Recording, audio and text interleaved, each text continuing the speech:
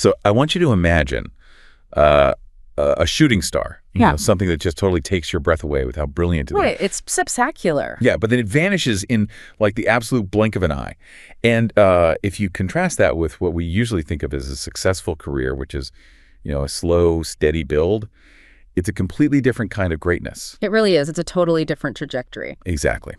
So for today's deep dive, our mission is to look at this brief, just explosively fast and, well, ultimately really tragic life of a Japanese racehorse. A horse from 1988, right? Yes, 1988. K.S.Miracle. We're going to really look at what it means to possess like unbelievable, unfiltered speed and the incredibly steep price that sometimes comes with it. Yeah, and I think it's important to point out that we aren't just, you know, looking at racing stats today. Right. We're looking at this really intense tension between raw talent and, well, absolute physical limits. It's really a case study in what happens when you try to manage just extraordinary generational potential. Okay, let's unpack this, because before we can even begin to understand how fast this horse was, we really have to understand why he almost never ran at all. Right. His early life is, frankly, unbelievable. It really is. I mean, he was a foreign-bred horse born in '88, and as a young foal, he contracted Japanese encephalitis, which is, I mean, it's a severely life-threatening illness. It's devastating. You're talking about a virus that directly attacks the central nervous system. And for a horse, that's a death sentence, usually. Yeah, exactly.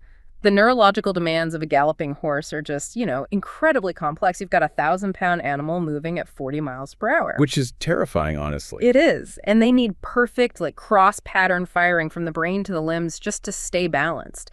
But encephalitis causes severe inflammation of the brain. It leads to ataxia, lethargy, just a total loss of motor coordination. Wow. And when a young horse is bedridden or stalled for a long time fighting something that severe, the muscle atrophy alone is usually too much to overcome. And then, you know, somehow he survives that. But the recovery is immediately followed by these terrible leg issues. He's practically brought to the brink of never racing. Right. So I have to push back on this physical reality here. How does an animal plagued by frail legs and a near-fatal brain infection become a speed demon? It doesn't make sense. It really doesn't. It's like a superhero origin story, you know, where the hero is just constantly getting knocked down before they even discover they have powers. Yeah, and what's fascinating here is the total irony of his early life. I mean, the lower leg of a horse is this marvel of evolutionary engineering, but it's incredibly delicate. Like the suspensory apparatus. Exactly. That system of tendons and ligaments has to absorb thousands of pounds of force and snap back. It requires perfect symmetry. Which he didn't have. No, not at all. If a horse has early leg issues, they compensate. They shift their weight. And that asymmetric loading usually causes chronic breakdowns way before they ever see a racetrack. So the fact that he was cleared to race at all is wild. It's medically baffling. His nervous system somehow repaired itself enough to coordinate his legs at elite speeds. It defies all standard veterinary expectations. Which honestly makes his name so perfect. I mean, they named him Miracle. And it wasn't just like a clever marketing gimmick. Right, it was just the literal truth. Exactly. Yeah. Surviving and just stepping onto the racetrack felt like a miracle. Yeah, he was essentially operating on borrowed time from day one. Okay, so here's where it gets really interesting.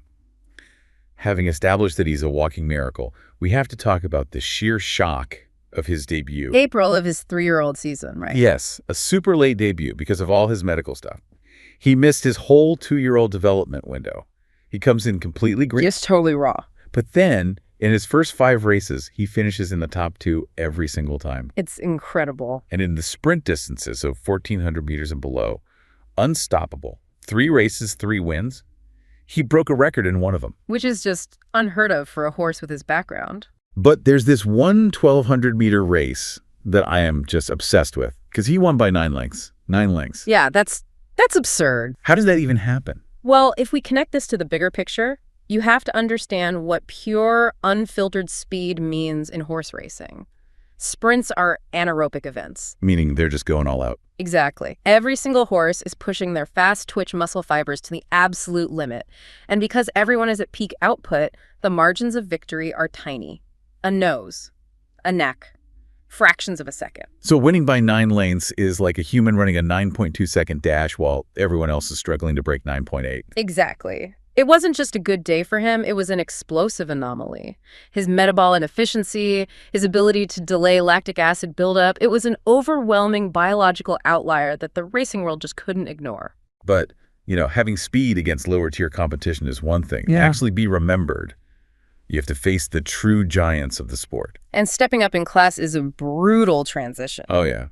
And initially, he kind of stumbled. He ran his first graded race, the Centaur Stakes, and it was pretty disappointing. Right, the tactical pressure gets to be too much. But then he has this sudden bounce back, sets another Japanese record, and goes right into the Swan Stakes, which is a Grade 2 race. Yeah. And this field was basically an all-star game. Oh, it was a murderer's row. You had the Ichi Ruby, who was this incredible future Grade 1 winning mare. Yeah. You had Bamboo Memory, a really hardened, proven competitor, and Daitaku Helios, who was this crazy, bold frontrunner. So, stepping into that as basically a rookie who just lost his first major test, did people think he was just a flash in the pan after the Centaur Stakes? Oh, absolutely. The skepticism was everywhere. But then K.S.Miracle didn't just win the Swan Stakes, he set his third record time doing it. It's just wild. This raises an important question, though, about his limits. Because winning sprints is one thing, but then they entered him in the Mile Championship. A Grade 1 race, 1,600 meters, which is a huge jump. Yes. The 1,600-meter distance sits right on the edge of two energy systems.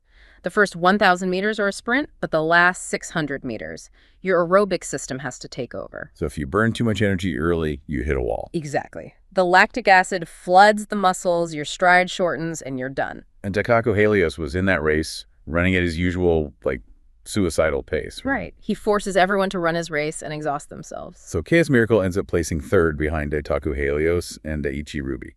He didn't win, but, it proved he wasn't just a one-trick sprint pony. No, not at all. It was probably his most important proving ground. He had the grit and stamina to fight over longer distances against the absolute elite. Okay, so what does this all mean? Because this is where it gets really hard to talk about. The success brought just immense pressure. Yeah, the schedule they put him on was relentless. It was a fatal schedule. He ran 9 races in just 7 months. Which is incredibly heavy for a 3-year-old. I want you to imagine the pressure here of striking while the iron is hot. It's human ambition pushing this young, frail horse to the breaking point. Why not just let him rest? Well, there were discussions about it. They talked about resting him to protect his future, but the temptation to win right now is so strong in racing. And young horses are still growing. Yeah. Like their bones aren't set. Exactly. When a horse gallops, the concussive force creates microfractures in the bone. Now, the body naturally cleans out that damaged bone using osteoclasts and then builds new bone with osteoblasts. But the osteoclasts work faster, don't they? Way faster. So there's a massive window of vulnerability where the bone is temporarily porous and weak. It's like taking a metal paper clip, right? Oh, yes. You just bend it back and forth. The first few bends, it's fine. It holds. Right. But the microstresses are building up inside the metal. And if you don't stop and let it rest, eventually it just snaps. That is exactly what was happening inside his legs. The fatigue was reaching a critical mass. And yet, they added one more race, the Sprinters Stakes in December. He enters as the heavy favorite. Just another massive variable to deal with. Right. And then in the final stretch, he's making his move and his leg shatters. It's awful. Just a complete breakdown on the track. He was diagnosed as beyond recovery, and they had to euthanize him right there. The horse that defied death twice was ultimately undone by the exact thing that made him famous, his speed. And by a schedule that just flat out didn't respect his physical limits. Yeah. And the heartbreaking irony of that race is the horse who passed him to win was Daiichi Ruby, his rival. Exactly. She crossed the finish line without him. It's just devastating. You look at his final stats, only 10 races total in his entire life, but 3 record times. Which is an incredible rarity. To do that in just 10 races is statistically absurd. So to wrap this deep dive up, I think we have to acknowledge that for a very brief window in 1991, K.S. Miracle was undeniably the fastest horse in Japan. Without question. But it comes with that tragic irony we just mentioned. Yeah. I think, looking at this story, it's a reflection of how society often glorifies these brief, explosive periods of success. We love the shooting star. We really do. But we completely ignore the structural foundation required to maintain it. Exactly. Thank you so much for watching. If you enjoyed this video, please like and subscribe for more.